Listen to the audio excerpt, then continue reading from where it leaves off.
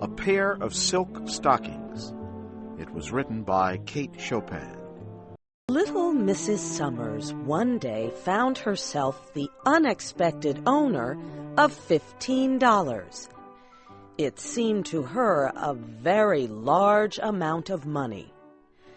The way it filled up her worn money holder gave her a feeling of importance that she had not enjoyed for years. The question of investment was one she considered carefully. For a day or two she walked around in a dreamy state as she thought about her choices. She did not wish to act quickly and do anything she might regret. During the quiet hours of the night, she lay awake considering ideas. $1 or two could be added to the price she usually paid for her daughter Janie's shoes.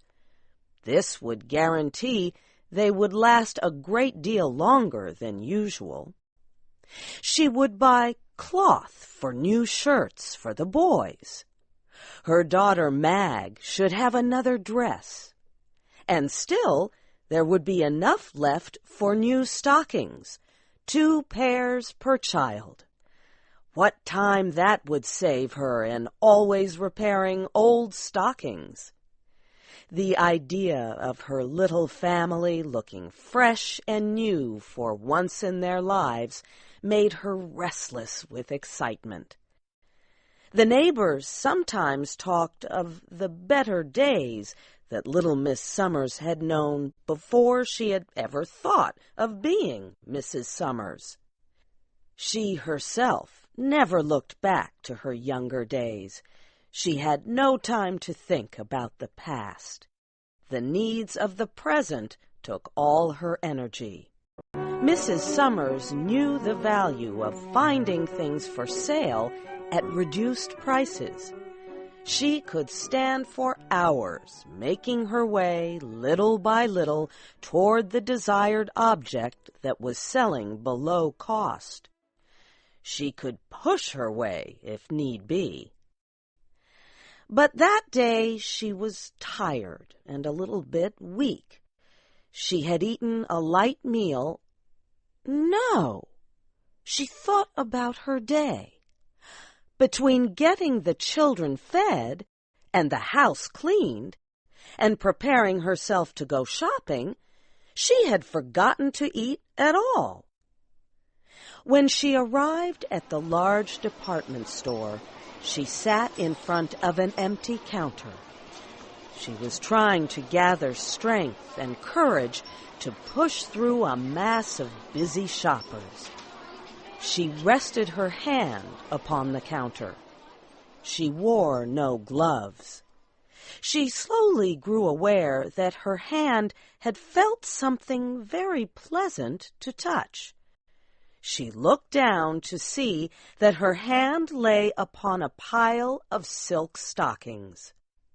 A sign nearby announced that they had been reduced in price. A young girl who stood behind the counter asked her if she wished to examine the silky leg coverings. She smiled as if she had been asked to inspect diamond jewelry with the aim of purchasing it. But she went on feeling the soft, costly items. Now she used both hands, holding the stockings up to see the light shine through them. 2 red marks suddenly showed on her pale face. She looked up at the shop girl. "Do you think there are any size 8½ among these?" There were a great number of stockings in her size. Mrs. Summers chose a black pair and looked at them closely. $1.98, she said aloud. "Well, I will buy this pair." She handed the girl a $5 bill and waited for her change and the wrapped box with the stockings. What a very small box it was! It seemed lost in her worn old shopping bag. Mrs. Summers then took the elevator, which carried her to an upper floor into the ladies' rest area. In an empty corner, she replaced her cotton stockings for the new silk ones. For the first time, she seemed to be taking a rest from the tiring act of thought. She had let herself be controlled by some machine-like force that directed her actions and freed her of responsibility. How good was the touch of the silk on her skin! She felt like lying back in the soft chair and enjoying the richness of it. She did for a little while.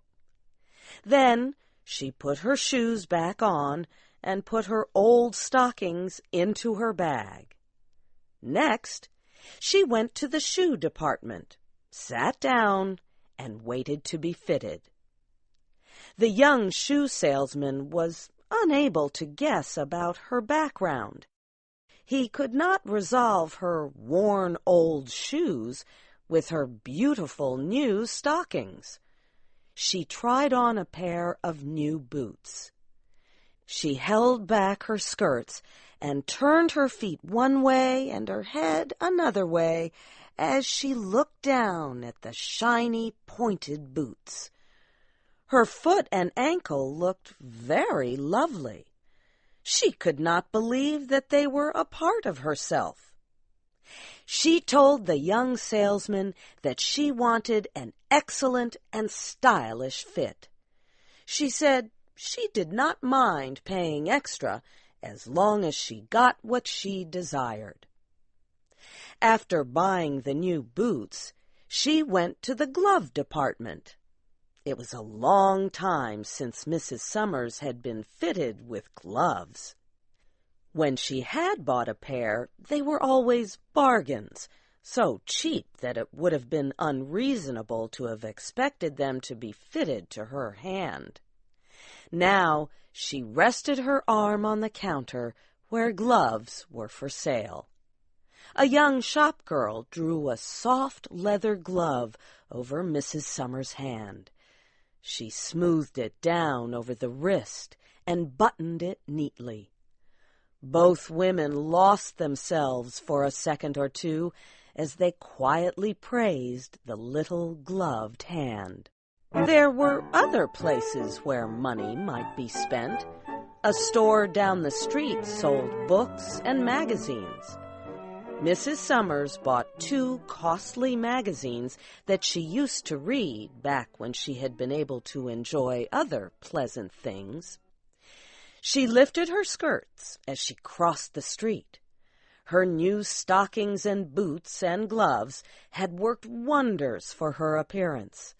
They had given her a feeling of satisfaction, a sense of belonging to the well-dressed crowds.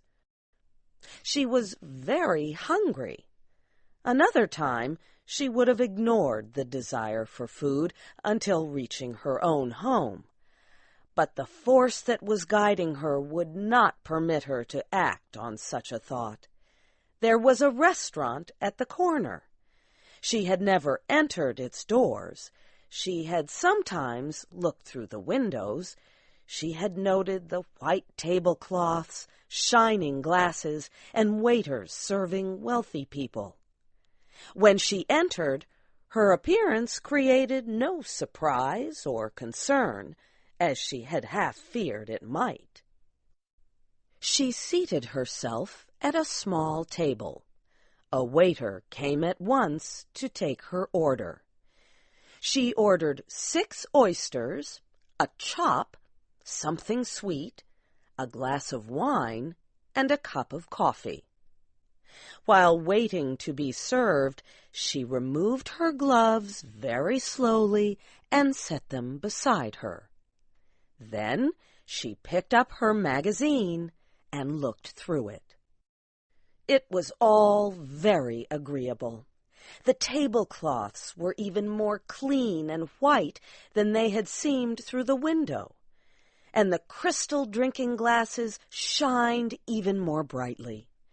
There were ladies and gentlemen who did not notice her, lunching at the small tables like her own. A pleasing piece of music could be heard, and a gentle wind was blowing through the window. She tasted a bite, and she read a word or two, and she slowly drank the wine. She moved her toes around in the silk stockings. The price of it all made no difference. When she was finished, she counted the money out to the waiter and left an extra coin on his tray.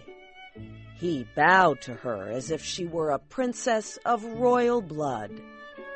There was still money in her purse, and her next gift to herself presented itself as a theater advertisement.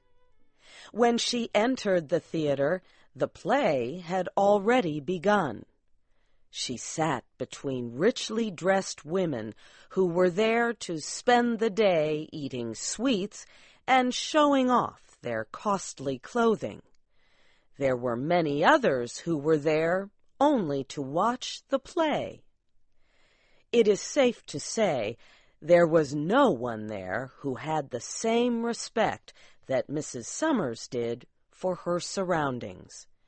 She gathered in everything, stage and players and people, in one wide sensation.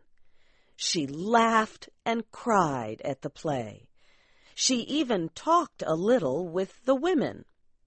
One woman wiped her eyes with a small square of lace and passed Mrs. Summers her box of candy. The play was over, the music stopped, the crowd flowed outside. It was like a dream ended. Mrs. Summers went to wait for the cable car. A man with sharp eyes sat opposite her. It was hard for him to fully understand what he saw in her expression.